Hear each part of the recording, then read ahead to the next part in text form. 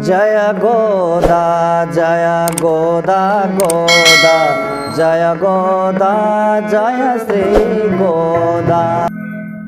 हरि ओम।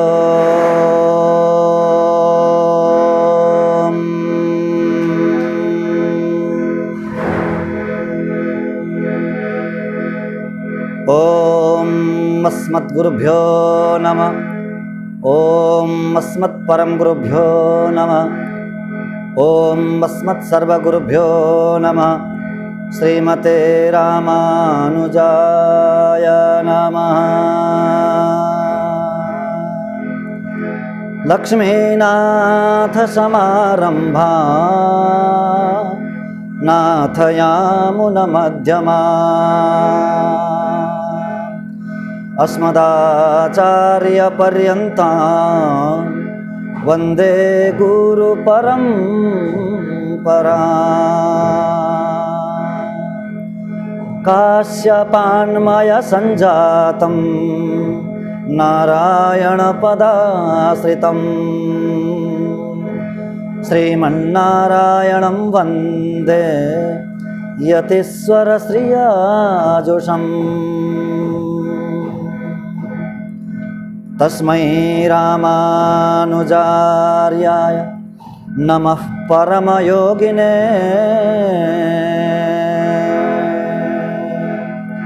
यश्रुतिस्मृतिसूत्राणाम् अन्तर्ज्वरमसि समत्। वृन्दावनान्तर्गतं बलिनोऽनुजातं नीलर्षभावपशुमध्यगतं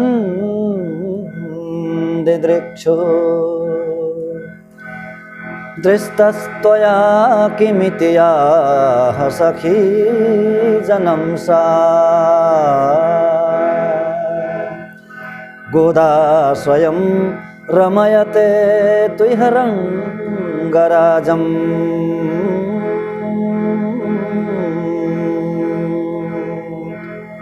गोदा स्वयं रमयते तुह्यरङ्गराजम्।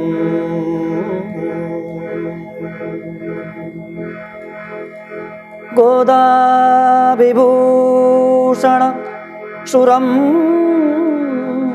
यवराभिधानम्।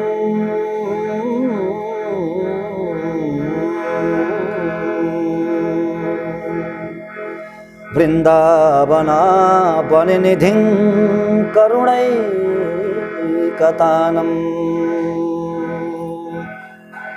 अर्चावतारनिचय विचयत्प्रधानम्।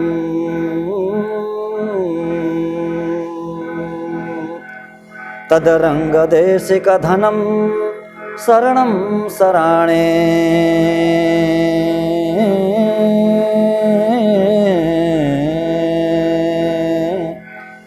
तदरङ्गदेशिकधनं शरणं शराणे।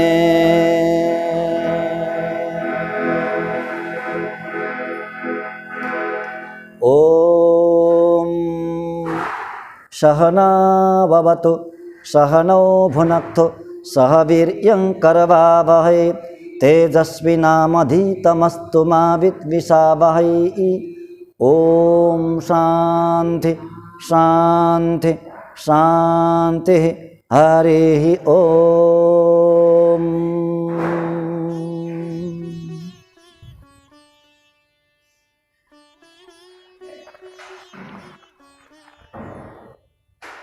बोल श्री गोदा रंगमन्नार भगवान को, श्री लक्ष्मी नारायण भगवान को, श्री लक्ष्मी वेंकटेश भगवान को, श्री लक्ष्मी हयग्रीव भगवान को, श्री मुक्ति नारायण भगवान को, भाष्यकार रामानुज स्वामी जी महाराज को, समस्त पूर्वाचार्यहरू को, समस्त आल्वारहरू को, समस्त आचार्य वृंद को, श्रीमन्नारायण रामानुज चिन्ह जीयर स्वामी जी महाराज को, श्रीमन्नारायण रामानुज बड़े जीयर स्वामी जी महाराज को, समस्त भक्त भागवत वृंद को, धनुर्मास महोत्सव को, जगत जननी गोदा आमाको तिरुप्पावै दिव्य प्रबन्धको जय जय श्रीमन्नारायण जय जय श्री गोदारंग जय जय श्री राधे श्याम गोविंद।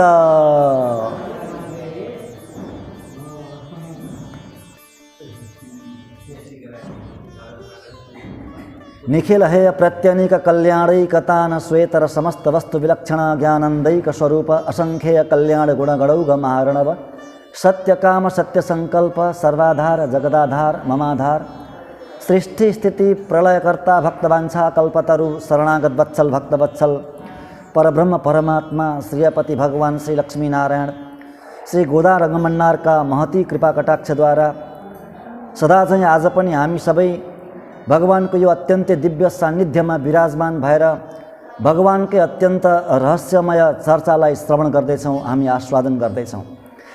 धनुर्मासको यो अत्यन्त पुनित उपलक्ष्यमा हामी गोदामाजीद्वारा अनुगृहित तिरुपावै नाम गरेको जो प्रबन्ध जसलाई श्रीव्रत प्रबन्ध भनिन्छ संस्कृतमा, द्रविड भाषामा तिरुपावै, तिरु भनेको लक्ष्मी, पावै भनेको व्रत, तिरु भनेको श्री, पावै भनेको व्रत, श्री व्रत लक्ष्मीले गरेको व्रत र त्यो व्रतलाई उपदेश गर्दै बताउनु भएको यो दिव्य प्रबन्ध ग्रन्थको हामी आस्वादन गर्दैछौँ। प्रत्येक दिन भगवानको निर्हेतु कृपा हामी सबैमाथि नित्य निरन्तर बर्सिरह्यो र बर्सिरहनेछ। यो गोदामाजीको अनुभव हो, गोदामाजीको यो भावना हो। गोदामाजीको भावना कति गम्भीर हुन्छ, कति सुन्दर हुन्छ र कति कल्याणकारी होला त्यो हामीले केवल कल्पना मात्रै गर्ने हो। गोदामाजीको भावलाई हामीले पक्रिन सक्दैनौँ। केवल गोदामाजीले जे बताउनु भयो त्यो हामीले गर्ने मात्रै हो। उहाँको भावनालाई पक्रिन स्वयं भगवान पनि सक्षम हुनुहुन्न। आमाको करुणा, आमाको भावना कति छ त्यो भगवानले पनि पक्रिन सक्नुहुन्न। भगवान त केवल हित चाहनुहुन्छ, परन्तु आमामा जुन करुणा हुन्छ त्यो करुणाको लागि त भगवान पनि ओझेलमै पर्नुहुन्छ। हेर्नु, असितेक क्षणा भनेको छ, सीतालाई सम्बोधन गर्नुहुन्छ असितेक क्षणा वाल्मीकिजीले रामायणमा। असितेक क्षणा भनेको मेघ जस्तो नयन गरेकी आमा लक्ष्मी, कालो कालो मेघ जस्तो आँखा भएकी हैन, काला नयन भएकी आमा। आमाका नयन किन यति काला भन्दा त्यो काला नयनले मेघ जस्ता भगवान आमाका आँखा। मेघले के गर्छ भन्दा मेघले बादलले सूर्यलाई ढाकिदिन्छ हैन, सूर्यलाई ढाकिदिन्छ। आमाको मेघले केलाई ढाकिदिन्छ? आमाको त्यो मेघ जस्ता नयनले केलाई ढाकिदिन्छ भन्दा भगवानको त्यो निग्रहात्मिका शक्ति, निग्रह गर्ने जुन शक्ति हुन्छ नि, पनिसमेन्ट दिने शक्ति, त्यो निग्रह गर्ने शक्ति, सजाय दिने शक्ति हो, त्यो शक्तिलाई ढाकिदिनुहुन्छ। भक्तवत्सल भगवानको करुणा, असितेक क्षणा करुणामयी आमाले, त्यो आमाका करुणाले भरिएका ती नयनले भगवानको निग्रह गर्ने शक्तिलाई ढाकिदिनुहुन्छ। त्यस्तै आमाले अवतार लिएर आउनुभयो, करुणाले ओतप्रोत भएर वैकुण्ठको सुख शैललाई पनि त्यागेर यो पृथ्वीमा आउनुभयो। भगवानलाई छोडेर एक्लै आउनुभयो। भगवानलाई कहिले पनि छोड्नुहुन्न आमाले, परन्तु चेतनको उद्धारको लागि यति करुणाले द्रवीभूत हुनुभयो आमा कि भगवानलाई छोडिदिनु भयो। भगवानलाई छोडिदिएर धेरै लामो समयसम्म आउनुभयो धरतीमा अवतार लिएर र एउटा अद्भुत अनुष्ठान गरिदिनु भयो, एउटा व्रत गरिदिनु भयो उज्जीवनको लागि, भगवत प्राप्तिको लागि, मोक्षको लागि, जसलाई धनुर्मास व्रत, तिरुपावै व्रत भनेर हामी यसलाई जान्दछौँ र प्रत्येक वर्ष यो व्रत हामी सबै गर्छौँ। यो व्रत भनेको केवल श्री वैष्णवले मात्रै स्वीकार्नुहुन्छ भन्ने होइन, श्री वैष्णवहरूले त विशेष रूपले स्वीकार्नुहुन्छ यो व्रतलाई। परन्तु हेर्नु, सबै जति पनि हुनुहुन्छ भक्तहरू, भक्तिलाई मान्ने जति पनि हुनुहुन्छ, भगवानका प्रेमीहरू हैन, भगवान लक्ष्मी नारायणका प्रेमी जति पनि हुनुहुन्छ, उहाँहरू सबैले यसलाई अत्यन्त आदरले हेर्नुहुन्छ।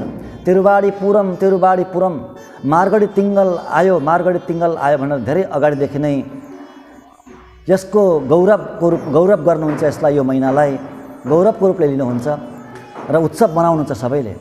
दक्षिण भारतमा सबै मन्दिरमा, केवल भगवान नारायणको मन्दिरमा मात्रै होइन, गणेशको मन्दिरमा, शिवालयमा सबैतिर यो पाठ हुन्छ, तिरुपावैको पाठ हुन्छ र यो महिनालाई यसरी व्रत गर्नुहुन्छ सबैले।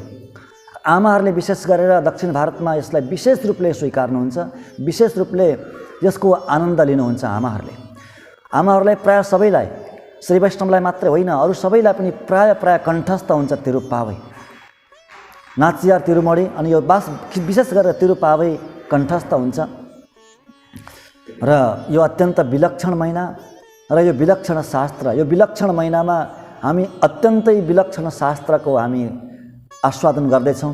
गोदामाको भावना रूपित अमृतलाई हामी निरन्तर पान गर्दैछौँ, आचमन गर्दैछौँ।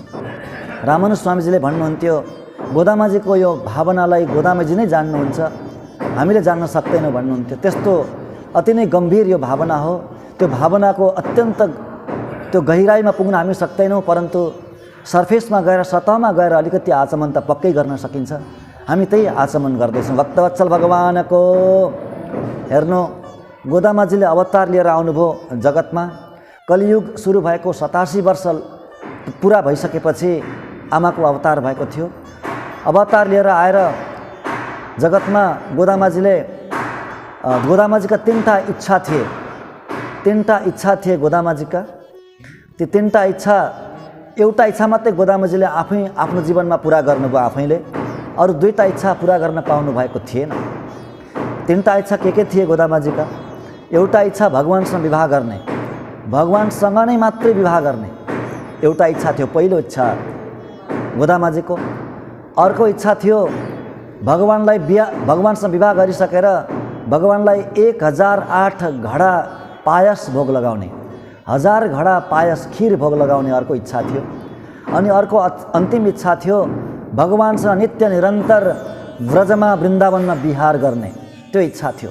नित्य निरन्तर अखण्ड विहार गर्ने वृन्दावनमा व्रजमा, त्यो आमाजीको त्यो इच्छा थियो।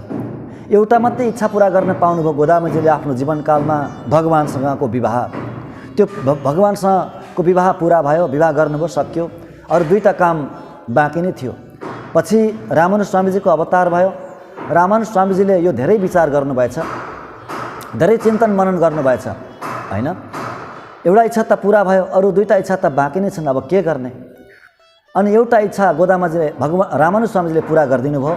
त्यो दोस्रो जुन इच्छा थियो 1000 घडा पायस भोग लगाउने, त्यो इच्छा रामानुज स्वामीजीले पुरा गरिदिनु भयो। रामानुज स्वामीजीले त्यो चिन्तन गर्नुभयो, दुईटा इच्छा त पुरा भएकै छैन, अब के गर्ने? रामानुज स्वामीजीले सुन्दरबाहु भगवानको सान्निध्यमा गएर त्यो इच्छा पुरा गरिदिनु भयो। 1000 घडा पायस भोग लगाइदिनु भयो भगवानलाई गोदामाजीको नाममा। भक्तवत्सल भगवानको गोदामाजीको नाममा भोग लगाइदिनु भयो। गोदामाजी यति प्रसन्न हुनुभयो, गद हुनुभयो। भोग लगाइसकेपछि गोदामाजीको सान्निध्यबाट आवाज आयो। रामानुज स्वामीजी दर्शन गर्न जानुभयो, गोदामाजीको दर्शन गर्न गोदामाजीको सान्निध्यमा, मन्दिरमा। भित्रबाट आवाज आयो, कोइल अन्ना भनेर।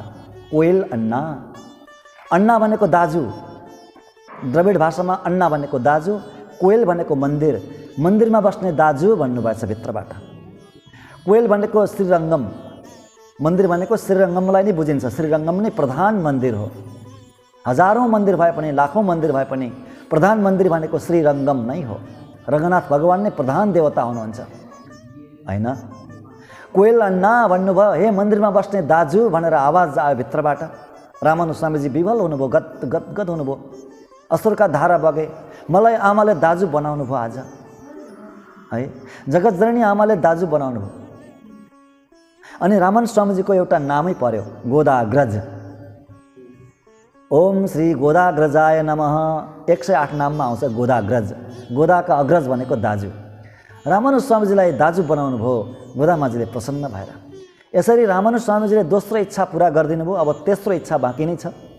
रामानुज स्वामीजीको कार्यकाल पनि पुरा भयो। अन्य कार्य गर्दा गर्दै त्यो कार्य गर्न पाउनु भएन। रामानुज स्वामीजीले अन्तिम इच्छा पुरा गर्न पाउनु भएन होइन।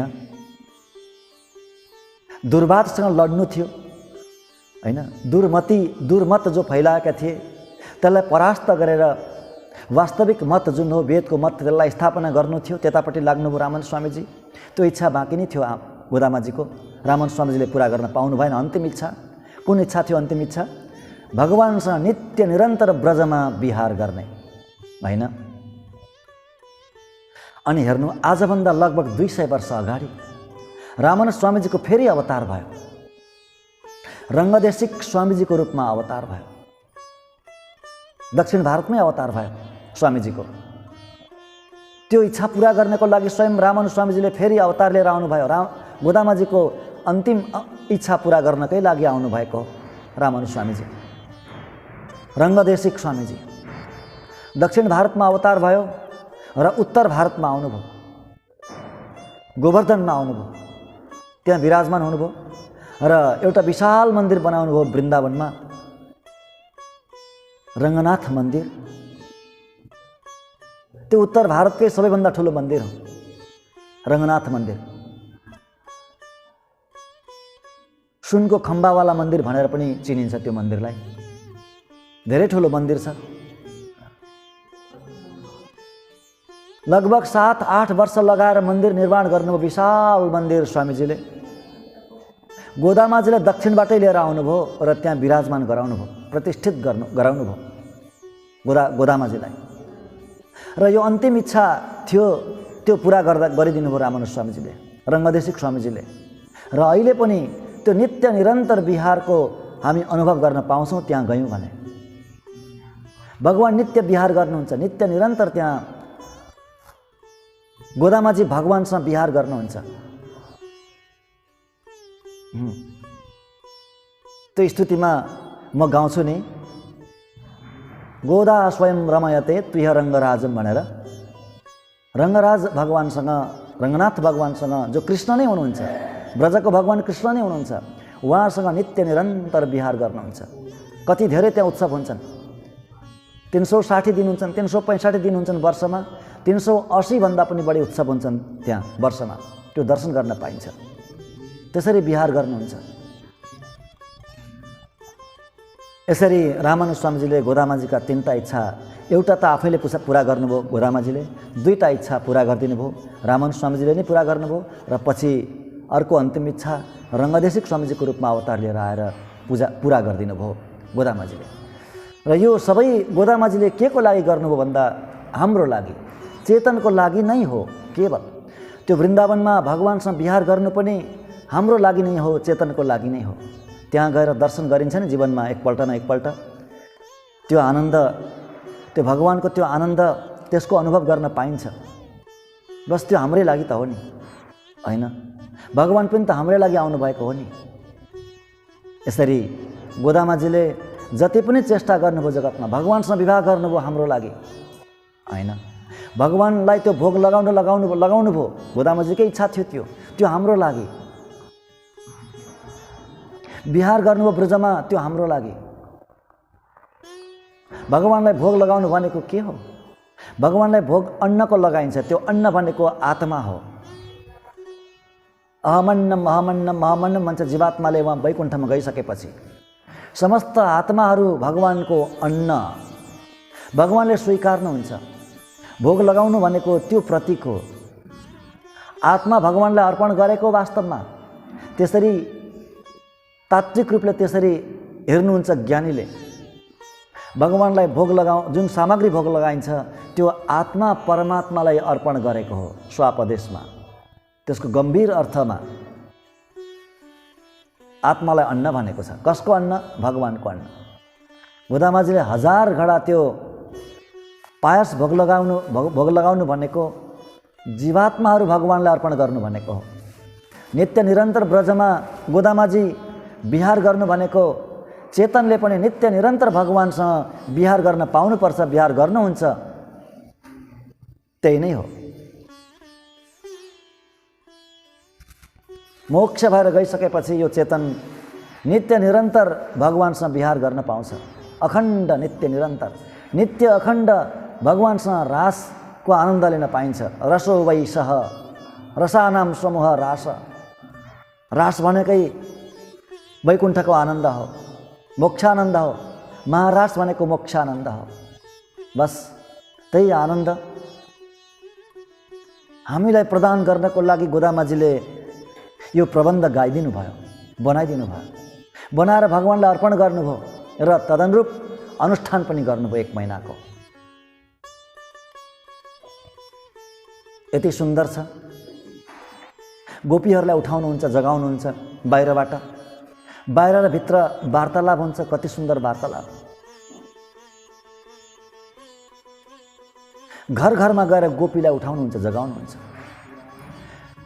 पृथ्वीका पुरै भागवतलाई उठाउनु भएको गोदामाजीले, जगतका सबै चेतनलाई जगाउनु भएको गोदामाजीले। 10वटी गोपी भनेको अनन्त अनन्त आत्मा भन्ने बुझ्नुपर्छ। अनन्त अनन्त आत्मालाई जगाउनु भएको हो गोदामाजीले।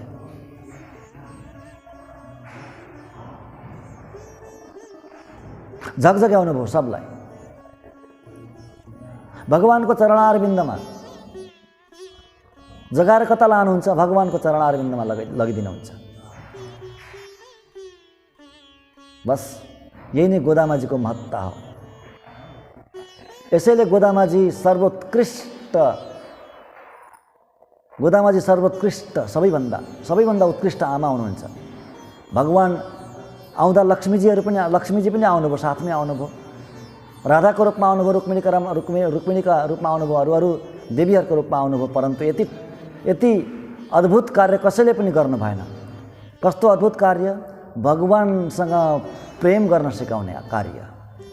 भगवानलाई प्रेम गर्न सिकाउने जुन कार्य गर्नुभयो त्यो कसैले गर्नु भएन। मोक्षको मार्ग जुन देखाइदिनु भयो त्यो अरू कसैले गर्नु भएन। आमा कोटीहरूमा सबभन्दा उत्कृष्ट स्थान ओगट्नु भएकी गोदामाजी, सबभन्दा उत्कृष्ट स्थान। स्वयं विवाह गरेर देखाउनु भयो। हे चेतन हो तिमीहरूको विवाह भगवानसँग नै हुनुपर्छ। तिमीहरूको वास्तविक विवाह भनेको भगवानसँग नै हो, त्यो देखाइदिनु भयो र उपदेश पनि गर्नुभयो। 6औं गाथाबाट गोपीहरूलाई जगाउने क्रम सुरु हुन्छ। जगाउँदै जानुहुन्छ। 15औं गाथासम्म जगाउनुहुन्छ। गोपीलाई जगाउनु भनेको नै परम भागवतलाई जगाउनु हो।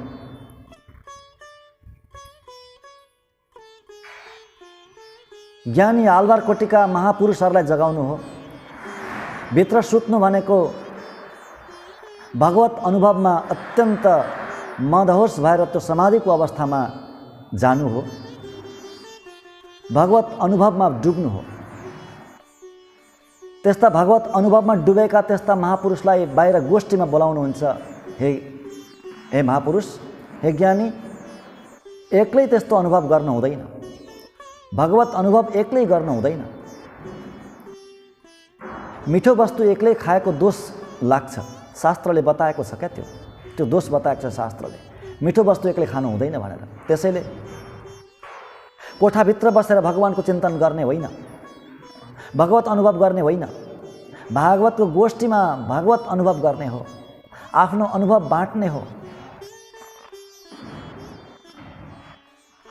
त्यो सर्वोत्कृष्ट साधना हो। त्यसरी बोलाउनु भएको हो बाहिर गोदामाजीले। र प्रत्येक दिन एक विलक्षण गोपीलाई जगाउनुहुन्छ। प्रत्येक गाथामा विशेष गोपीलाई जगाउनुहुन्छ। अब आज हामी 11औं गाथामा प्रवेश गर्दैछौँ। 11औं गाथामा पनि एक विशेष गोपीलाई जगाउनु हुँदैछ। आजकी गोपीको खासियत के छ त भन्दा, आजकी गोपीको विशेषता के छ भन्दा अति सुन्दरी हुनुहुन्छ। अति सुन्दरी। उहाँको शारीरिक बनावट नै अति सुन्दर छ। त्यस्तै अति सुन्दरी गोपीलाई जगाउनु हुँदैछ। आउनुहोस् हामी आजको 11औं गाथामा प्रवेश गरौँ। नीलातुङ्गस्तनगिरितटे सुप्तमुद्बोध्य कृष्णं पारार्थ्यं स्वं श्रुतिशतशिरसिद्धमध्यापयन्ति शोचिष्ठायां स्रजिनिगलितं या बलात्कृत्य भुङ्क्ते गोदा तस्यै नम इदमिदं भूय एवास्तु भूय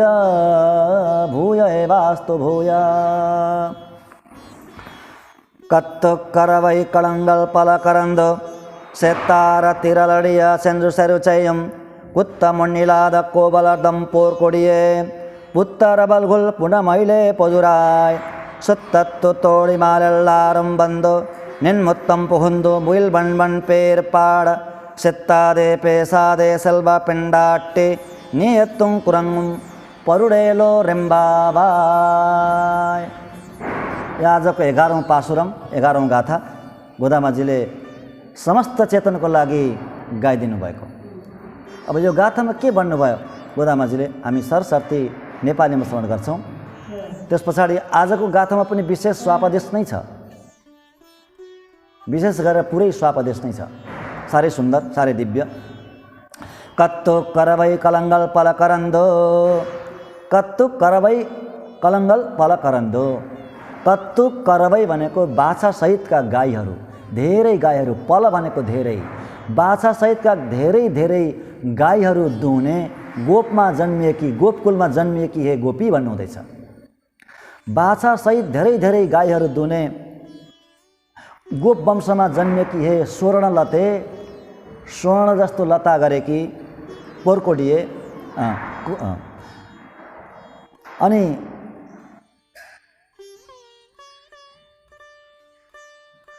कस्तो गोप वंश भन्दा त्यो गोप कस्ता वंशमा जन्मेकी, शत्रुलाई नाश गर्ने, शत्रुसँग युद्धमा गएर शत्रुलाई नाश गर्ने। ए स्वर्णलते दोषरहित, कुनै पनि दोषरहित गोप वंशमा जन्मिएकी। अनि पुत्त रवलगुल पुनमैले पदुराए, त्यो बल्मिक भनेको धमिराको ढिस्को हुन्छ नि, धमिराको ढिस्को, धमिराले उठाएको ढिस्को, त्यो ढिस्कोभित्र प्रवेश गरेको साप जस्तै शरीर भएकी। अनि मयूर जस्ती, पदुराए भनेको मयूर जस्ती। सुत्तत्तु तोडी माले लारुम बन्दो, निन्मुत्तम पुहुन्दु मिल बन पेर पाड। हामी सबै बन्धु बान्धव सहित, सखी सहित आएर तिम्रो घरको आँगनमा भगवानको गान गर्दैछौँ। मणिमण्डन भनेको मेघवर्ण भगवान, पुगिल बन्डन पेर पाड, मेघवर्ण भगवानको हामी गान गर्दैछौँ। परन्तु तिमी चाहिँ त्यो गान सुनेर पनि शरीर पनि हिल्दैन तिम्रो, भगवानको यो गान सुनेर तिम्रो शरीर पनि हिल्दैन, हल्लिँदैन। ओहो कस्तो निन्द्रा हो, नियतु कुरङ्गुम परुडेलो रेम्बाबाई। यो कस्तो निन्द्रा हो, उठेर आउनु बाहिर, त्यही भन्नुहुन्छ आज गाथामा गोदामाजीले। हेर्नु यो पासुरममा, यो गाथामा अति नै सुन्दर गोपीलाई जगाउनु हुँदैछ। यहाँको शरीर नै अत्यन्त सुन्दर छ, यहाँको शरीरको बनावट नै अति नै सुन्दर छ। यहाँ उपमा दिनुहुन्छ त्यो धमिराको ढिस्को भित्र बस्ने साप जस्ती भनेर, आफ्नो स्थानमा बस्ने मयूर जस्ती भनेर, स्वर्णलता भनेर यसरी कम्प्यारिजन गर्नुहुन्छ, तुलना गर्नुहुन्छ। अब एउटा के यहाँ एउटा रहस्य छ भने हेर्नु, यहाँ के गर्नु हुँदैछ भन्दा बाहिरका पनि गोपी हुनुहुन्छ, भित्रकी पनि गोपी नै हुनुहुन्छ, दुवै स्त्री हुनुहुन्छ। यहाँ स्त्रीले स्त्रीको सुन्दरताको वर्णन गर्नु हुँदैछ। यो नै विशेष खासियत कुरा हो। हेर्नु स्त्रीले स्त्रीको सुन्दरताको वर्णन गर्नु, यो एकदमै खासियत विशेष कुरा हो। हेर्नु प्रकृतिको एउटा के नियम छ भने स्त्रीको सुन्दरताप्रति पुरुष आकर्षण हुनुहुन्छ, पुरुषको सुन्दरताप्रति स्त्री आकर्षित हुनुहुन्छ। यो प्रकृतिको नियम हो। परन्तु यदि समान लिङ्गमा आकर्षण भयो भने त्यहाँ अति नै सुन्दरता छ भन्ने जान्नु अरे, सीमातीत सुन्दरता छ भन्ने जान्नु अरे, हैन? एउटी स्त्री अर्की स्त्रीको सुन्दरताप्रति आकर्षित हुनुभयो भने ती स्त्रीमा अत्यधिक विशेष सुन्दरता छ भनेर जान्नु। एक्स्ट्रा अर्डिनरी ब्युटी, असाधारण सुन्दरता। पुरुषमा आकर्षण हुनुभयो भने, पुरुषले कुनै पुरुषको सुन्दरताको वर्णन गर्नुभयो भने त्यस पुरुषको पनि त्यस्तै असाधारण सुन्दरता छ भनेर जान्नु भन्नुहुन्छ ज्ञानीहरू। यहाँ त्यस्तै गोपीले जगाउनु हुँदैछ। असाधारण सुन्दर गोपीलाई जगाउनु हुँदैछ, किनभने बाहिरका स्त्रीहरूले नै ती भित्रकी स्त्रीको वर्णन गर्नुभयो, सुन्दरताको वर्णन गर्नुभयो, शरीरको बनावटको वर्णन गर्नुभयो, समस्त अवयवको वर्णन गर्नुभयो हैन। वाल्मीकि रामायणमा एउटा श्लोक आउँछ भगवानको सुन्दरताको वर्णन गर्दै, चन्द्रकान्तारणं रामम अतीव प्रिय दर्शनम अरे। चन्द्रकान्तारणं रामम अतीव प्रिय दर्शनम, अतीव प्रिय दर्शनम। भगवान राम कस्तो हुनुहुन्छ भन्दा अति नै सुन्दर, अतीव। कुनै त्यहाँ मेजरमेन्ट नै छैन, परिणाम नै छैन, अतीव भन्नुभयो सक्यो, कति हो कति, त्यति प्रिय हुनुहुन्छ, त्यति प्रिय दर्शनम भनेको त्यति सुन्दर लाग्नुहुन्छ भगवान राम, अतीव प्रिय दर्शनम। परन्तु अब अतीव भन्नाले भएन नि त, जीवात्माले त बुझ्दैनन्, मनुष्यले बुझ्दैनन्। एउटा न एउटा कुनै तुलना गर्ने वस्तु देखाउनु पर्यो। शास्त्रकारले कुनै न कुनै वस्तु देखाउनुहुन्छ तुलना गर्नको लागि, हामीलाई सम्झाउनको लागि। यहाँ भगवान रामको सुन्दरतासँग एउटा वस्तु देखाउनुहुन्छ के चन्द्रमालाई देखाइदिनुहुन्छ। चन्द्रकान्तारणं रामम अतीव प्रिय दर्शनम। चन्द्रकान्तारणं, चन्द्रकान्त भनेको चन्द्रमाको आननम भनेको मुखारविन्द, चन्द्रमाको मुखमण्डल जस्तो अति नै सुन्दर हुनुहुन्छ भगवान राम। यहाँ के भगवान राम चन्द्रमा जति मात्रै सुन्दर हुनुहुन्छ त? चन्द्रमाको सुन्दरता जति मात्रै छ त भगवान रामको सुन्दरता? होइन। चन्द्रमा भन्दा हजारौं लाखौं करोडौं अरबौं खरबौं असङ्ख्य गुणा सुन्दर हुनुहुन्छ भगवान राम। हामीलाई केवल सम्झाउनको लागि मात्रै, बुझाउनको लागि मात्रै, बोध गराउनको लागि मात्रै त्यो सजिलो होस् भनेर यसरी दाँच्नुहुन्छ त्यो वस्तुसँग। भगवानलाई कहिले त्यो वैदुर्य मणिसँग दाँच्नुहुन्छ, भगवानको रङलाई त्यो मेघवर्णसँग दाँच्दिनुहुन्छ हैन, तमालको वृक्षसँग दाँच्दिनुहुन्छ।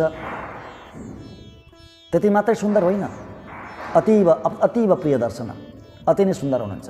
अगाडि भन्नुहुन्छ रूपौ दार्य गुणै पुंसाम दृष्टि चित्तापहारिणी। त्यस्तो भगवान सुन्दर रामले के गर्नुहुन्छ भन्दा रूपले, गुणले, पुंसाम भनेको छ यहाँ, स्त्रीणाम होइन, पुंसाम, मनुष्यको, पुरुषको दृष्टि र चित्तलाई अपहरण गरिदिनुहुन्छ अरे। दृष्टि र चित्तलाई, पुरुषको चित्तलाई अपहरण गर्ने भगवानको सुन्दरता कस्तो होला भन्नु त? स्त्रीको भन्नु भएन, पुरुषको। त्यति सुन्दर भगवान राम। दण्डकारण्य वनमा बस्नुभएको थियो भगवान राम वनवासमा हुँदाखेरि। ऋषिमुनिहरू आउनुभयो भगवान रामको दर्शन गर्नको लागि, आउनुभएको थियो आफ्नो समस्या राख्नको लागि, रक्षाको अपेक्षा गर्दै आउनुभएको थियो। हे प्रभु, हाम्रो रक्षा गर्नु, हामीलाई राक्षसहरूले यहाँ बस्न दिँदैनन्, मारेर खाइ नै हाल्छन् भन्दै जानुभएको थियो। त्यो भन्नको लागि जानुभएको थियो। परन्तु गएर जब रामलाई देख्नुहुन्छ, रामको जब दर्शन गर्नुहुन्छ, त्यो झाँकी, त्यो छटा भगवान रामको, सबै भुल्नुभयो। आफ्नो समस्या मात्रै, आफ्नो समस्या त धेरै टाढाको कुरो भयो, आफैलाई भुल्नुभयो।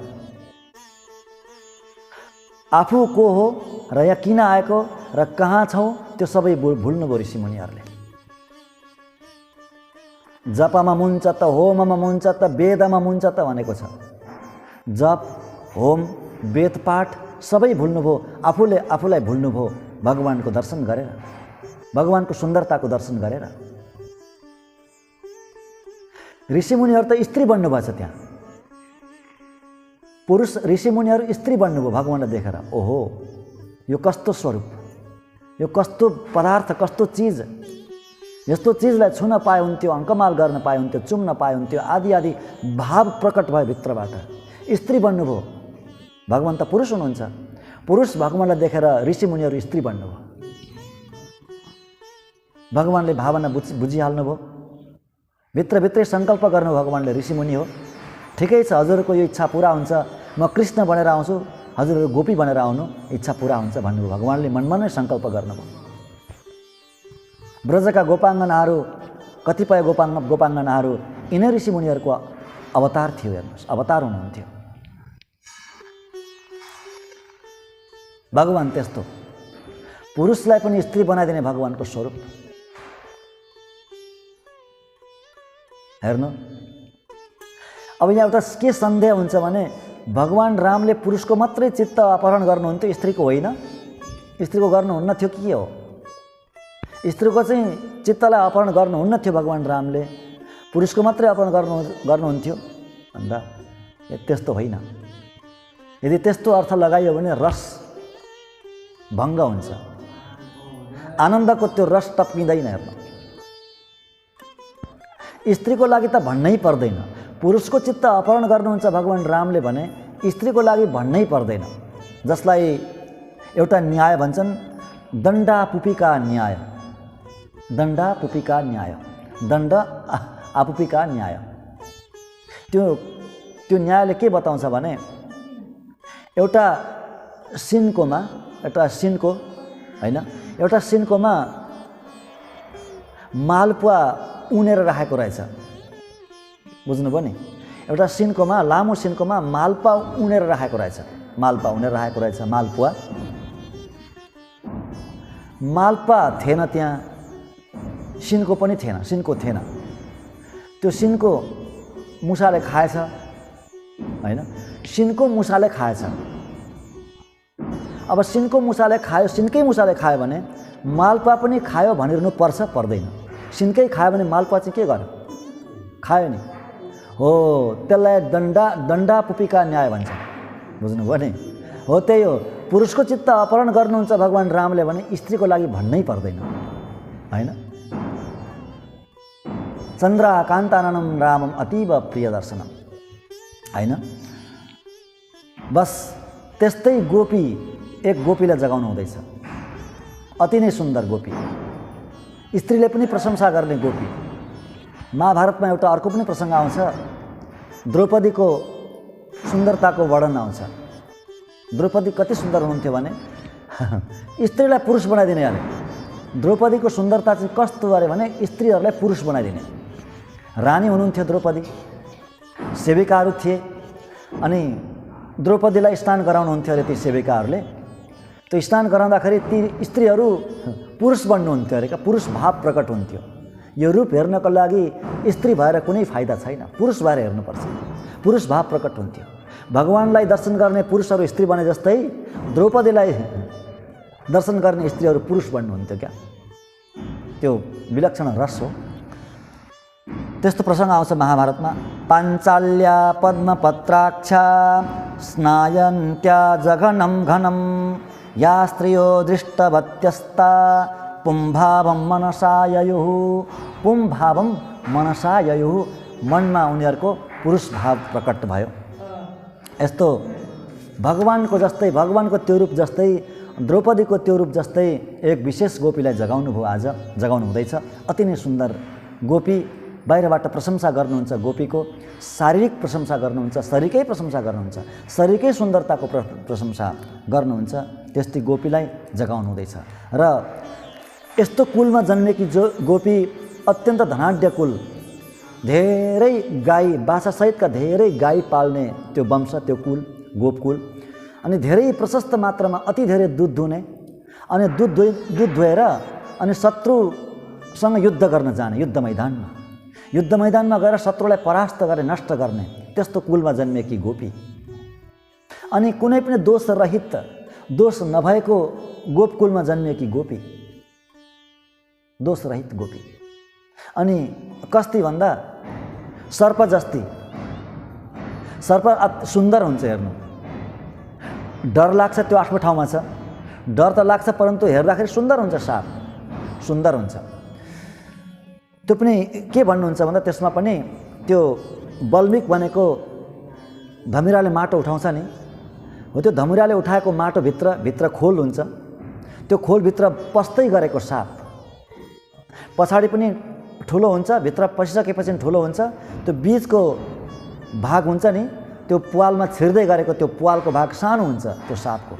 त्यसैले बीच भाग अत्यन्त सूक्ष्म भाग, बीच भाग सूक्ष्म गरेकी गोपी, बीच भाग भनेको कमर भाग अत्यन्त पातलो गरेकी हे गोपी, पातलो कमर गरेकी गोपी।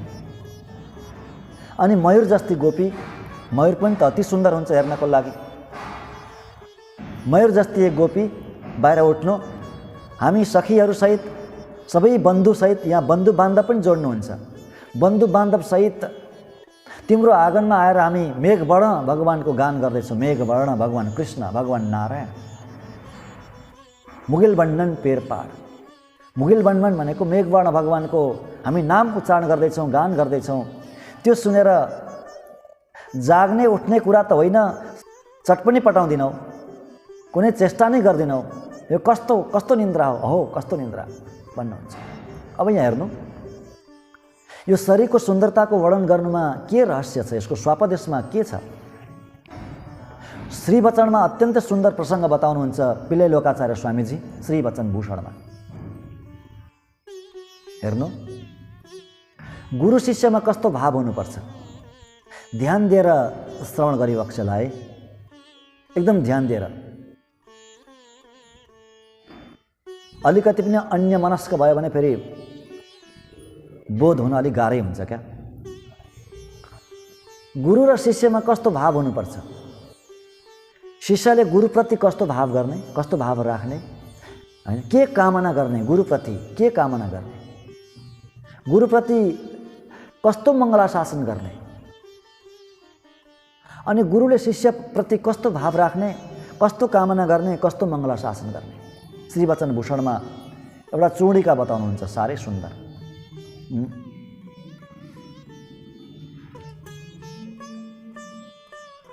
शिष्यले गुरुको शरीरप्रति ध्यान दिने, केवल शरीरलाई ध्यान दिने, गुरुको आचार्यको शरीरलाई ध्यान दिने, आचार्यको शरीरको मङ्गलाशासन गर्ने, शरीरको रेखदेख गर्ने, शरीरको कल्याणको विचार गर्ने, आत्माको होइन। शिष्यले शरीरको सेवा गर्ने, शारीरिक सेवा, आफ्नो गुरुलाई के चाहिएको छ, के आवश्यकता परेको छ, त्यसमा ध्यान दिने। जाडो भएको छ कि गर्मी भएको छ कि, अथवा कुनै शरीरमा कुनै रोग छ कि, बिमार छ कि, के औषधि चाहिएको छ कि हैन, अथवा शरीर यात्राको लागि कुनै आवश्यक वस्तु चाहिएको छ कि आचार्यलाई, गुरुलाई, त्यो ध्यान दिने हो शिष्यले। बुझ्नुभयो नि? यहाँ शरीरको वर्णन गर्नुभयो नि, शरीरको वर्णन गर्नुभयो।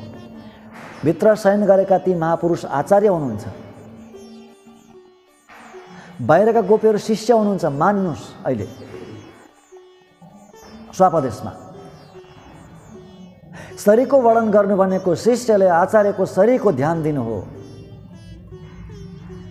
देह यात्रा सम्बन्धी ध्यान दिनु हो। त्यो कर्तव्य हो शिष्यको। आत्माको कल्याणको बारेमा नसोच्ने शिष्यले, गुरुको आत्माको कल्याणको बारेमा सोच्ने आवश्यक छैन शिष्यले, शिष्यको अधिकार पनि होइन। अब ध्यान दिनु होला। अब आत्माको कल्याणको बारेमा चाहिँ के गर्ने त शिष्यले? भगवानसँग प्रार्थना गर्ने शिष्यले, भक्तवत्सल भगवानको आत्माको, गुरुको आत्माको कल्याणको बारेमा, गुरुको स्वरूपको कल्याणको बारेमा भगवानसँग प्रार्थना गरिदिने शिष्यले। एकदम गम्भीर विषय छ। अनि अब गुरुले, आचार्यले चाहिँ शिष्यको के कामना गर्ने? आत्माको कल्याणको कामना गर्ने, नित्य निरन्तर सधैँ, शरीरको होइन।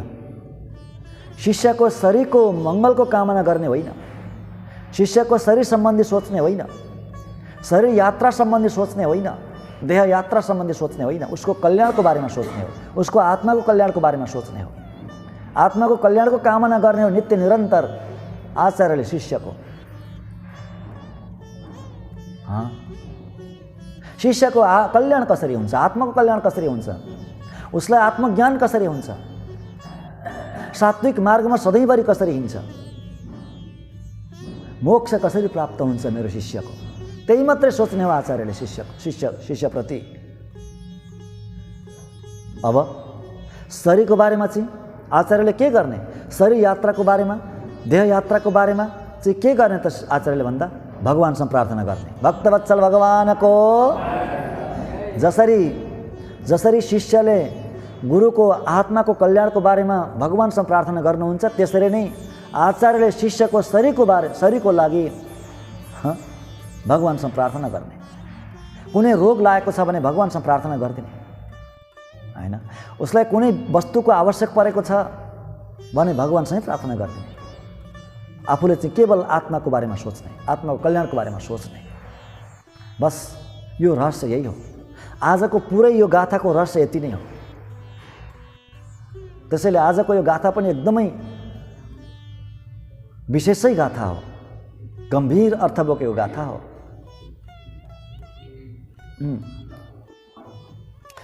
श्रीवचन भूषणमा एउटा चूर्णिका बताउनुहुन्छ पिलेलोकाचार्य स्वामीजीले यही कुरा बताउँदै, आचार्य शिष्याणाम् आत्मयात्रायामवहि तस्यात् शिष्यास्तावदाचार्यस्य ध्येययात्रायाम् अवहितास्युः भनेर यसरी बताउनुहुन्छ।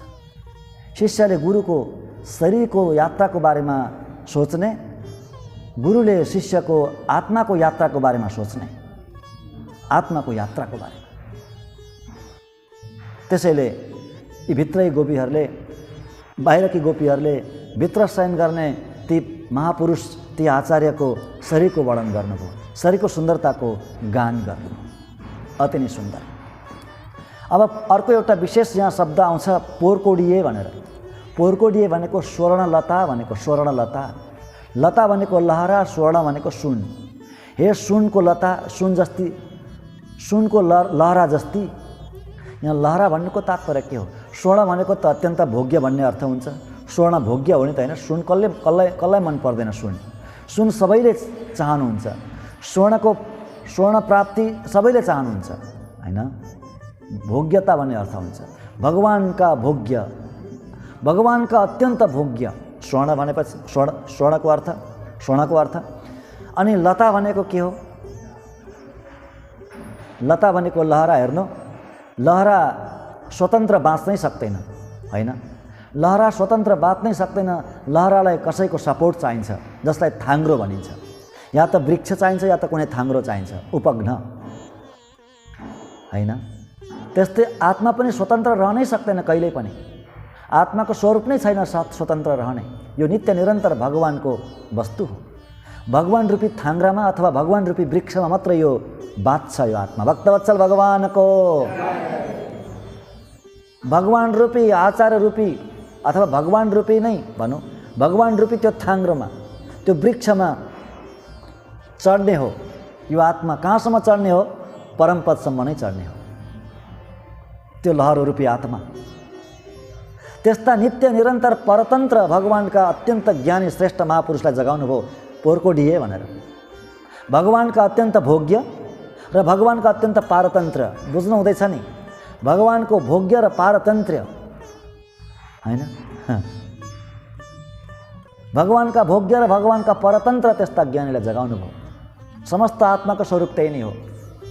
थाङ्ग्रोमा मात्रै बाँच्ने, भगवान रूपी थाङ्ग्रोमा, भगवान रूपी वृक्षमा। लक्ष्मी कल्पवल्ली कटाक्षान भनेर लेख्नुहुन्छ गुणरत्न कोशमा। लक्ष्मी कस्तो हुनुहुन्छ भन्दा कल्पवल्ली हुनुहुन्छ। कल्पवल्ली भनेको, वल्ली भनेको लहरा, वृक्षमा लाग्ने लहरा हुनुहुन्छ लक्ष्मीजी। भगवान रूपी वृक्षमा लपेटिनु भएको छ लक्ष्मी। कहिले छोड्नुहुन्न भगवान रूपी वृक्षलाई। हो, चेतनको समस्त आत्माको स्वरूप पनि लक्ष्मीको जस्तै त हो नि। भगवानको नित्य परतन्त्र, भगवानको सत्तामा बाँच्ने हो आत्मा भनेको।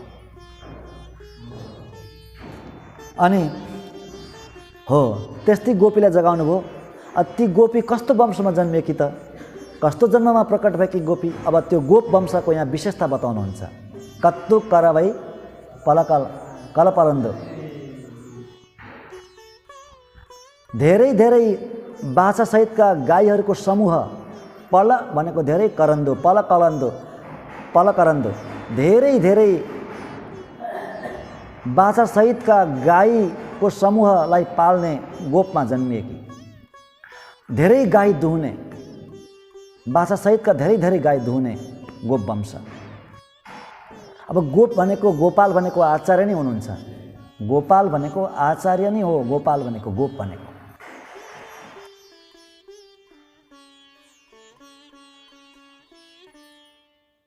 गोका धेरै अर्थ हुन्छन्। एउटा अर्थ हुन्छ वाणी, इन्द्रिय पनि हुन्छ गोको अर्थ। वाणीलाई पाल्नेवाला माने वेदलाई पाल्नेवाला भनेको आचार्य,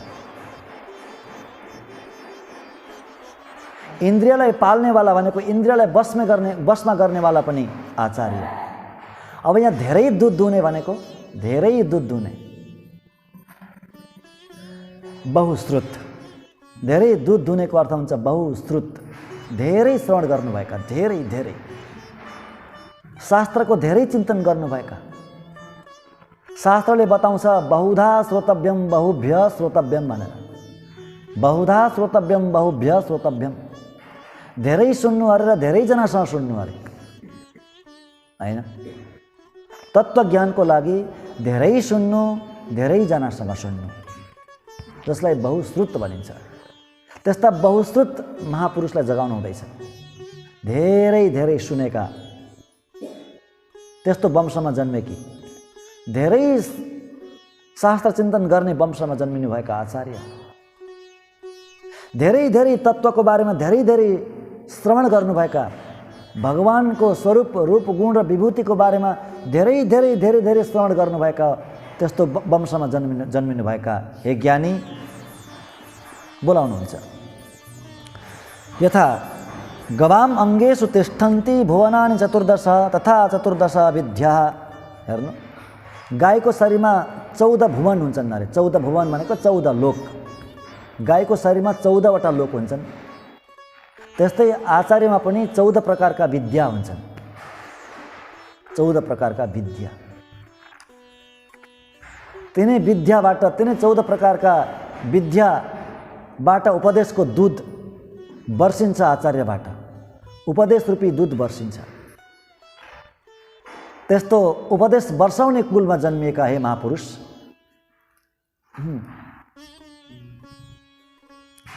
वत्ससहित बाछासहित कत्त करवै,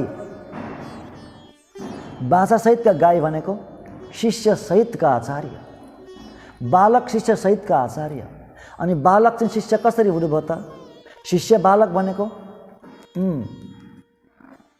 पाण्डित्यम निर्विद्य बाल्येन तिष्ठासेत् भनेको छ त्यहाँ। अथ मुनि,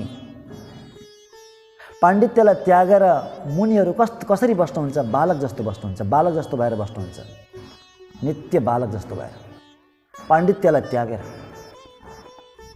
ज्ञानको अहङ्कारलाई त्यागेर परम ज्ञानी हुनुहुन्छ, परन्तु ज्ञानको अहङ्कारलाई त्यागेर एउटा बालक जस्तो भएर बस्नुहुन्छ ज्ञानीहरू, मुनिहरू।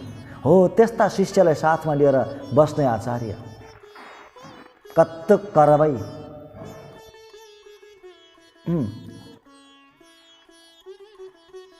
सेतार तिरलडीय, सेतार तिरलडीय भनेको शत्रुलाई नाश गर्ने, युद्धमा गएर शत्रुलाई नाश गर्ने। त्यस्तो गोप वंशमा जन्मेकी गोपी भन्नुहुँदैछ। गोपहरूले युद्ध गरेको काहीँ पनि प्रसङ्ग आउँदैन। गोपहरूले शत्रुसँग गएर युद्ध गरेको काहीँ पनि प्रसङ्ग आउँदैन। परन्तु हाम्रा आलवारले के अनुभव गर्नुहुन्छ भने गोपहरू अत्यन्तै बलिया थिए, अत्यन्तै बलिष्ठ थिए गोपहरू। कंस नित्य निरन्तर डराउँथ्यो गोपदेखि, नन्द बाबादेखि अथवा ब्रजका ग्वालबालदेखि, नन्दका गोपहरूदेखि अत्यन्तै डराउँथ्यो। कंस आफू कहिले पनि गएन ब्रजमा प्रवेश गर्ने हिम्मतै गरेन कंसले कहिले पनि। पठाउँथ्यो मात्रै, अरूलाई पठाउँथ्यो, फर्केर कोही आउँदैन थियो हैन। दैत्यहरूलाई पठाउँथ्यो, फर्केर कोही पनि आउँदैन थियो।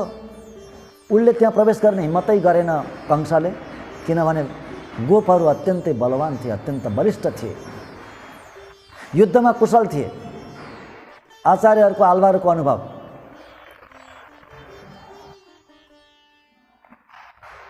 जाने हिम्मत नभएर त्यहीँ बोलायो रामकृष्ण गरे बलराम कृष्णलाई मार्नको लागि, प्रवेश गर्ने हिम्मतै गरेन। अब स्वापदेशमा युद्ध गर्नु भनेको, युद्धमा शत्रुलाई पराजित गर्नु भनेको वाक युद्ध हो। वाक युद्ध, वाणी रूपी युद्ध, शास्त्रार्थ रूपी युद्ध हैन। यत्र तत्र गएर सेनाहरूले युद्ध गरे जस्तै आचार्यले के गर्नुहुन्छ, यत्र तत्र गएर शास्त्रार्थ गरेर दुर्वादीहरूलाई परास्त गर्नुहुन्छ। त्यो दुर्मत जुन हुन्छ, दुष्ट मत, त्यो मतलाई परास्त गर्नुहुन्छ, निराश गर्नुहुन्छ। र जुन वास्तविक सत मत हो त्यो मतलाई स्थापित गर्नुहुन्छ। रामानुज स्वामीले त्यही गर्नुभयो। यत्र तत्र घुमेर विचरण गरेर दुर्मतलाई परास्त गर्नुभयो।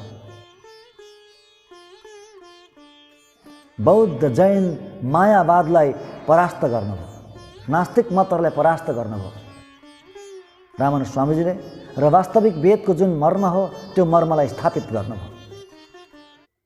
त्यो युद्ध भनेको वाक युद्ध, वाद युद्ध। त्यस्तो वैभवले युक्त आचार्य, वाग वैभवले युक्त आचार्य। अनि कोत्त मोनिलाद कोवलार्दम पोर्कोडिए, कुनै पनि दोषरहित युद्ध गर्ने, परन्तु युद्धमा कुनै दोषै नदेखिने, दोषरहित युद्ध गर्ने हैन। ग्वालबालमा के नै दोष थियो र? ती गोपहरूमा के दोष थियो? कति सिधा थिए, कति सरल थिए।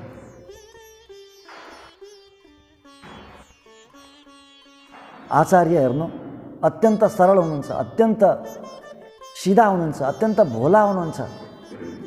युद्ध गर्दा पनि अत्यन्त दोषरहित युद्ध गर्नुहुन्छ। त्यो वाक युद्ध जुन छ, वाद युद्ध, त्यो युद्ध पनि दोषरहित युद्ध गर्नुहुन्छ। शास्त्रीय प्रमाणले युद्ध गर्नुहुन्छ। शास्त्रको वास्तविक मर्म के हो त्यो स्थापित गरेर युद्ध गर्नुहुन्छ। त्यही नै हो दोषरहित युद्ध भनेको, हैन। अनि युद्ध गर्दा पनि हेर्नु कसरी गर्नुहुन्छ, अत्यन्त सभ्य भएर युद्ध गर्नुहुन्छ। गाली गलौज गर्नुहुन्न, तीव्र अत्यन्त तीक्ष्ण शब्द प्रयोग गर्नुहुन्न, तीक्ष्ण शब्द प्रयोग गर्नुहुन्न। खण्डन गर्नुहुन्छ, परन्तु अत्यन्त मिठो शब्द प्रयोग गरेर। केचन कश्चित यसरी लेख्नुहुन्छ रामानुज स्वामीजीले। पूर्व पक्ष भनेर लेख्नुहुन्छ। पूर्व पक्षले यसो भनेको छ, पूर्व पक्षमा यसो भनेको छ, कसैले यसो भनेको छ भनेर कसैको त्यो नाम उच्चारण नगरिकन यसरी खण्डन गर्नुहुन्छ। पराशर भट्ट स्वामीजीले पनि त्यसरी नै खण्डन गर्नुहुन्थ्यो। अत्यन्त शब्द र मिठो शैलीमा खण्डन गर्नुहुन्थ्यो। त्यो नै हो दोष नहुनु भनेको, दोषरहित युद्ध गर्ने। त्यस्ता आचार्यलाई उठाउनु हुँदैछ। हेर्नु शास्त्रमा के आउँछ भने, गुरुम त्वङ्कृत्य हुमकृत्य विप्रम निर्जित्य वादतः श्मशाने जायते वृक्ष कङ्क वृद्धादि सेवितः। आफ्नो गुरुलाई अथवा विद्वानलाई हुमकार गरेर, क्या हुमकार गरेर वाद विवाद गर्यो भने ठुलो दोष लाग्छ।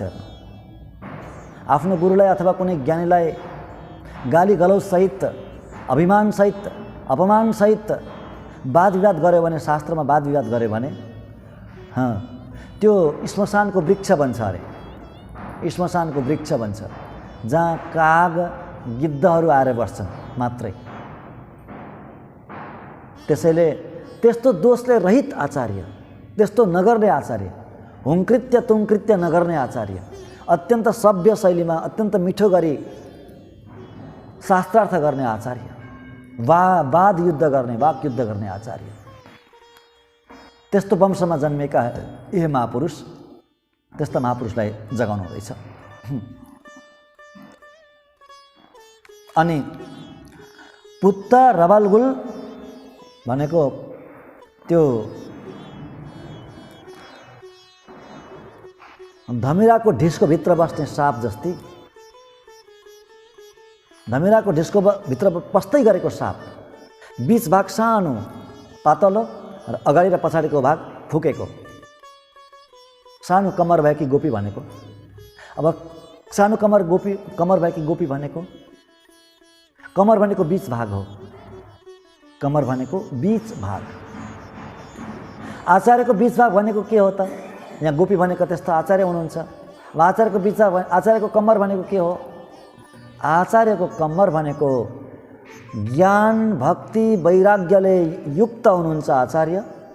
आचार्यको पुरा शरीर भनेको नै ज्ञान भक्ति र वैराग्य हो है। ज्ञान भक्ति र वैराग्यले बनेको आचार्यको शरीरको बीच भाग भनेको बीचको भाग के हो? भक्ति। ज्ञान भक्ति वैराग्य, भक्ति बीचमा आएन। ज्ञान भक्ति वैराग्यले बनेको शरीर, परन्तु आचार्यमा बढीभन्दा बढी के छ? भक्ति छ, जो अति नै सुन्दर हुन्छ। भक्तवत्सल भगवानको त्यस्तो अत्यन्त सुन्दर भक्तिले युक्त हे आचार्य, हे ज्ञानी, बाहिर आउनु। पुत्त मैले भनेको मयूर जस्ती, पुत्त मैले पोदुराए, मयूर जस्ती। आचार्य मयूर जस्तै हुनुहुन्छ। कसरी मयूर जस्तै हुनुहुन्छ आचार्य? जहाँ मयूर रहन्छ, जहाँ मयूर बस्छ, त्यहाँ क्षुद्र विषजन्य जन्तुहरू त्यहाँ रहन सक्दैनन्। क्षुद्र विषजन्य जन्तु रहन सक्दैनन्। त्यहाँ साप बस्न सक्दैन, बिच्छू बस्न सक्दैनन्, रहनै सक्दैनन् अरू त्यहाँ। त्यो एरियामा, त्यो इलाकामा साप बिच्छू आदि विषालु ती जीवहरू बस्न सक्दैनन्, रहनै सक्दैनन्। त्यस्तै जहाँ अष्टाक्षर चिन्तन गर्ने, मन्त्रार्थको चिन्तन गर्ने, जहाँ त्यस्ता ज्ञानीहरू बस्नुहुन्छ नि, त्यहाँ पनि कुनै बाधा दुर्भिक्ष तस्कर आदि हुँदैन भनेर शास्त्रले बताएको छ। आगम शास्त्रले यत्राष्टाक्षर संसिद्धो महाभागो महीयते न तत्र संचरिष्यन्ति व्याधि दुर्भिक्ष तस्करः। जहाँ अष्टाक्षरीको चिन्तन गरेर बस्नुहुन्छ, मन्त्रार्थको चिन्तन गरेर बस्नुहुन्छ जहाँ ज्ञानीहरू, त्यहाँ के हुँदैन? न तत्र सञ्चरिष्यन्ति, त्यहाँ आउनै सक्दैन, त्यहाँ सञ्चार हुनै सक्दैन। त्यो एरियामा के व्याधि भनेको रोग आउनै सक्दैन, दुर्भिक्ष भनेको त्यहाँ अनिकाल आउनै सक्दैन, तस्करा भनेको तस्करहरू त्यहाँ आउनै सक्दैनन्। बाली नाली नाश गर्ने, शरीरलाई नाश गर्ने त्यस्ता तस्करहरू पनि आउनै सक्दैनन् हो। मयूर भनेको त्यस्ता आचार्यहरू। हे त्यस्ता ज्ञानी, मन्त्रार्थका ज्ञानी हे आचार्य भनेर बोलाउनु हुँदैछ। अरू पनि के समानता छ मयूर र आचार्यमा? के कस्तो तादात्म्यता छ, तारतम्य कस्तो छ? मयूर हेर्नु, मयूर नाच्यो भने कति सुन्दर देखिन्छ हैन? अति सुन्दर देखिन्छ। देख्नुभएको होला हजुरले मयूर नाचेको। परन्तु त्यो मयूर आफ्नो खुसीले के अरे अर्कोले नचाउँदा नाच्दैन र जति तति बेला नाच्दैन पनि आफू खुसीले नाच्छ। त्यस्तै आचार्य पनि आफ्नो इच्छाले प्रसन्न भएर उपदेशको वर्षा गराउनुहुन्छ, नृत्य गर्नुहुन्छ। आचार्य पनि आफ्नो इच्छाले, स्वेच्छाले, भगवत इच्छाले। विशेष गरेर मयूर कतिखेर नाच्छ हेर्नु? जब आसमानमा, आकाशमा घटा छाउँछ। घटा भनेको अत्यन्त कालो बादल, पानी पर्नको लागि एकदम, जब बादल त्यो एकदमै कालो हुन्छ नि, श्याम वर्णको जब बादल हुन्छ नि, त्यतिखेर मयूर नाच्छ, त्यो खुसीले प्रसन्न भएर। बुझ्नुभयो नि? जब मेघ गर्जन गर्छ त्यतिखेर नाच्छ अत्यन्त प्रसन्न भएर मयूर। अब कालो मेघ भनेको के हो? कालो मेघ भनेको मेघवर्ण भगवान, मेघवर्ण भगवान। भगवानको चिन्तन मनन गर्दा गर्दा गर्दा, भगवानका गुणहरूको चिन्तन गर्दा गर्दा अत्यन्त आह्लादित भएर आचार्य पनि नृत्य गर्नुहुन्छ भक्तवत्सल भगवानको। भक्तहरू ज्ञानीहरू पनि नृत्य गर्नुहुन्छ, गदगद हुनुहुन्छ, पुलकित हुनुहुन्छ। त्यही नै हो नृत्य भनेको, मेघवर्ण भगवानको चिन्तन गरेर। त्यसैले मयूर जस्तै आचार्य।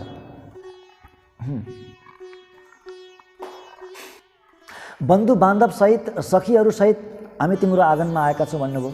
यहाँ बन्धु बान्धव भनेको के हो त? बन्धु बान्धव त जोड्नु नै भएको थिएन, आज मात्रै जोड्नुभयो।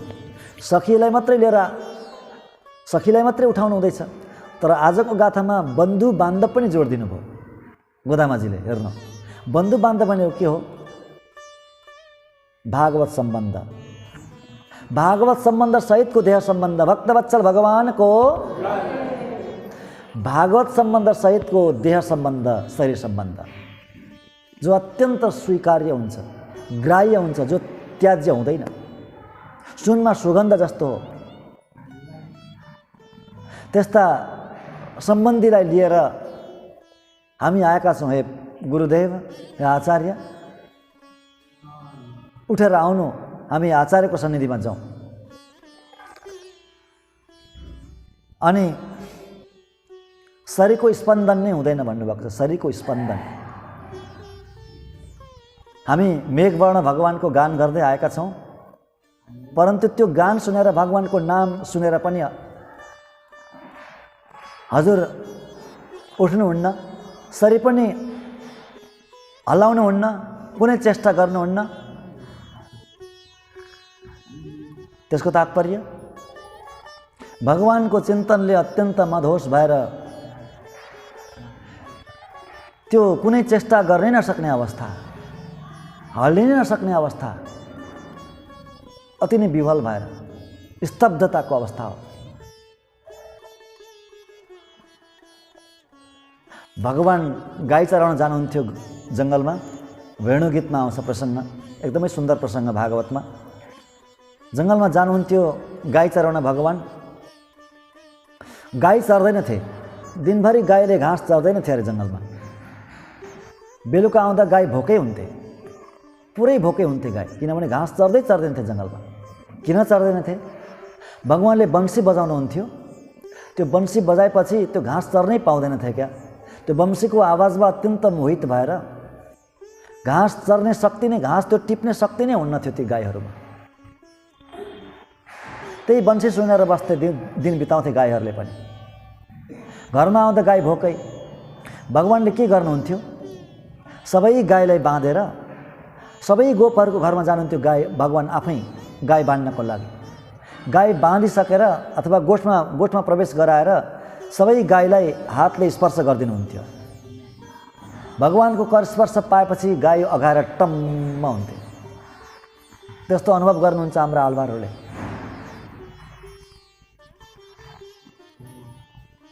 प्रत्येक गोपको घरमा जानुहुन्थ्यो भगवान आफै, गाई बाँधिदिनुहुन्थ्यो र आफ्नो हात फेरिदिनुहुन्थ्यो गाईको शरीरमा। गाई एकदम पुष्ट हुन्थ्यो अघाएर। दिनभरि वंशीको नाद सुनेर बस्थे जङ्गलमा। अनि त्यहाँ हरिणहरू, विशेष गरेर हरिणहरू बताएको छ। हरिणहरू त यस्तो देखिन्थे कि त्यो घाँस चर्न छोडेर यस्तो स्तब्ध हुन्थे ती हरिणहरू भगवानको वंशी सुनेर कि चित्रमा लेखेको हरिण जस्तो देखिन्थे अरे। चित्रमा लेखेको चित्रको त्यो हरिण हल्लिन्छ र हल्लिँदैन नि, हिँड्दैन, दौडिँदैन, सास पनि फेर्दैन।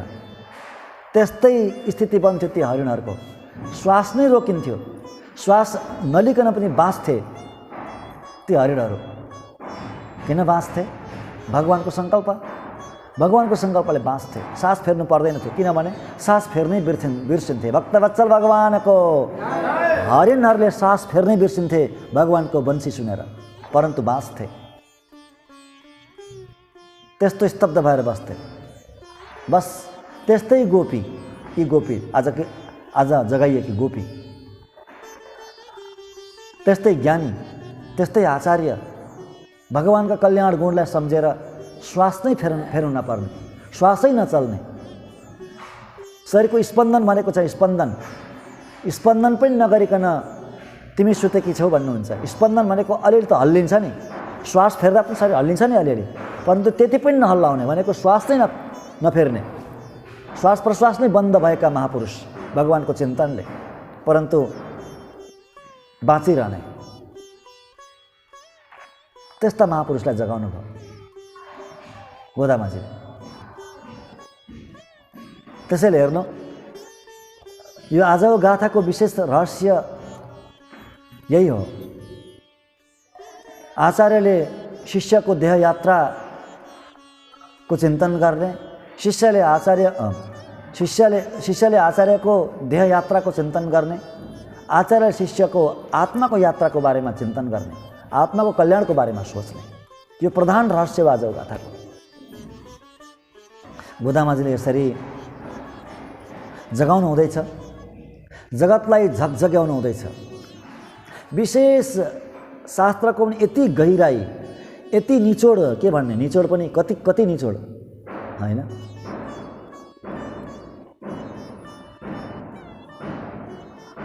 त्यो नौनीको पनि निचोड के होला, नौनीको पनि मक्खनको पनि हैन, दधी मन्थन गरेर त्यो दहीको दुधको सार बनेको मक्खन हो, मक्खनको पनि सार हो यो। मक्खनको सार अब त्यो के हो थाहा हुन्न, परन्तु अनुभव गर्न सकिन्छ हैन। त्यति यो त्यति सार हो त्यो, यो त्यति विलक्षण चिज हो, त्यति गम्भीर चिज हो, त्यति मधुर चिज हो।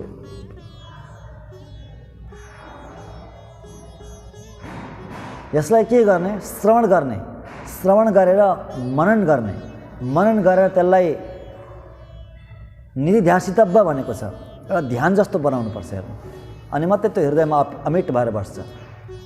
जे सुन्यो त्यो सुनेको चिजलाई केही मनन गर्ने, क्या एकान्तमा मनन गर्ने, के सुन्यो भनेर त्यसलाई मनन गर्ने, मनन गरेको कुरालाई फेरि एउटा ध्यान जस्तो बनाएर त्यसलाई राख्ने, अन्तःकरणमा राख्ने, त्यो कहिल्यै जाँदैन।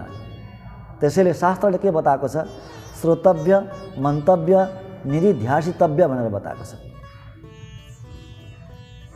तिरुपावे भनेको तिरुपावे श्रवण गरिसकेपछि मलाई जहाँसम्म लाग्छ अरू श्रवण गर्न केही बाँकी नै रहँदैन। अन्तिम जुन सार हुन्छ नि, त्यो अन्तिम सार श्रवण गर्न केही पनि बाँकी रहँदैन तिरुपावे श्रवण गरिसकेपछि।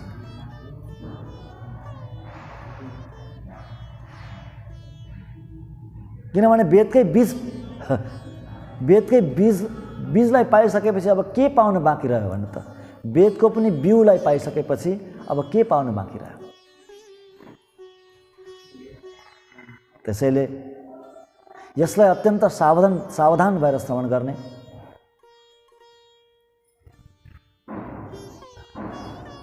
एकाग्र चित्तले श्रवण गर्ने, श्रवण गरेको कुरालाई मनन गर्ने।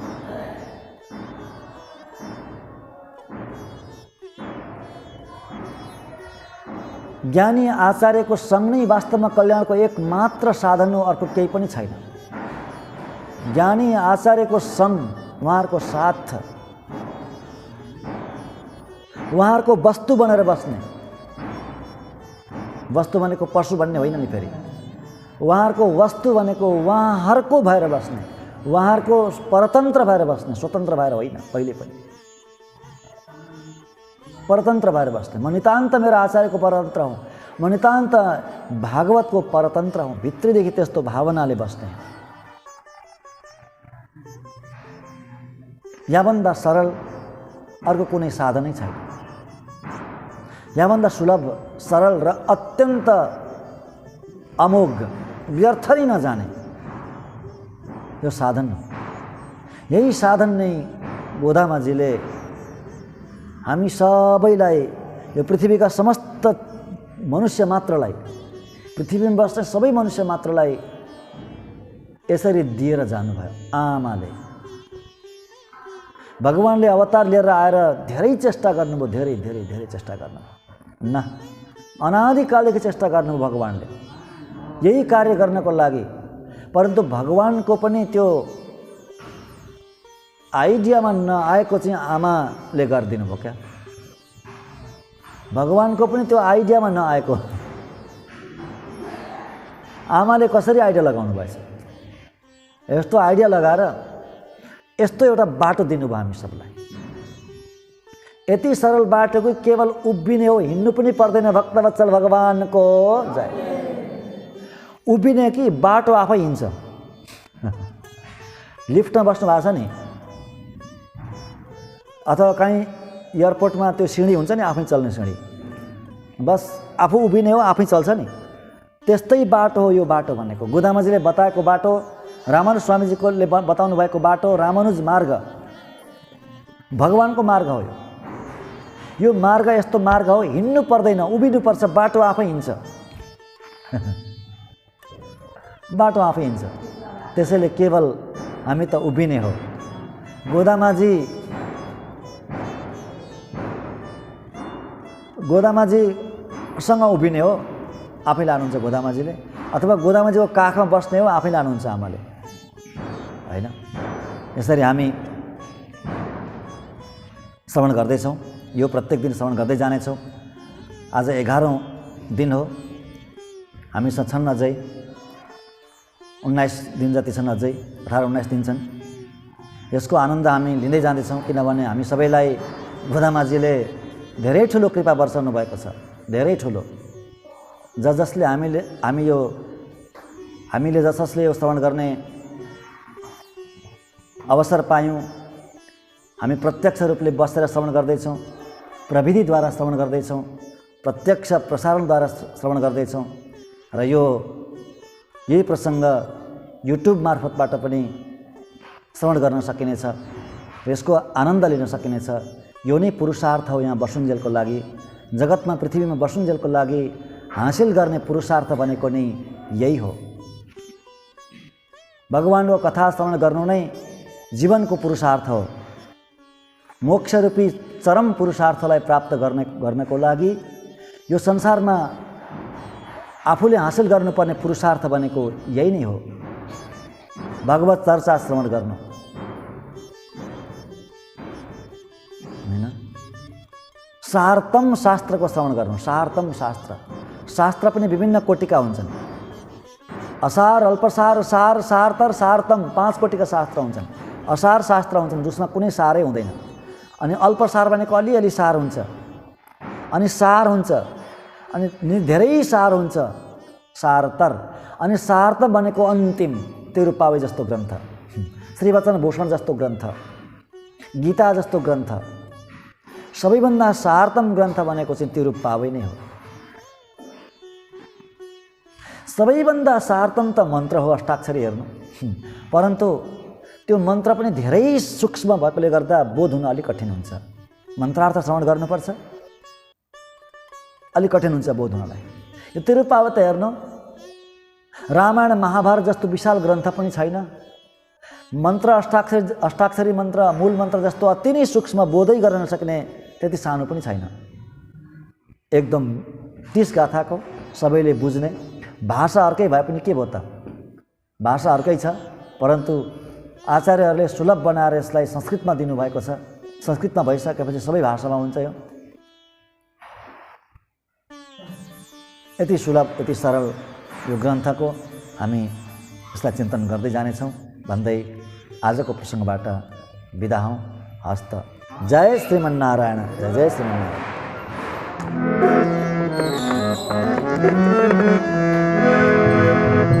जय श्री गोदा श्री रंगनाथ हरे, जय श्री गोदा, जय श्री गोदा श्री रंगनाथ।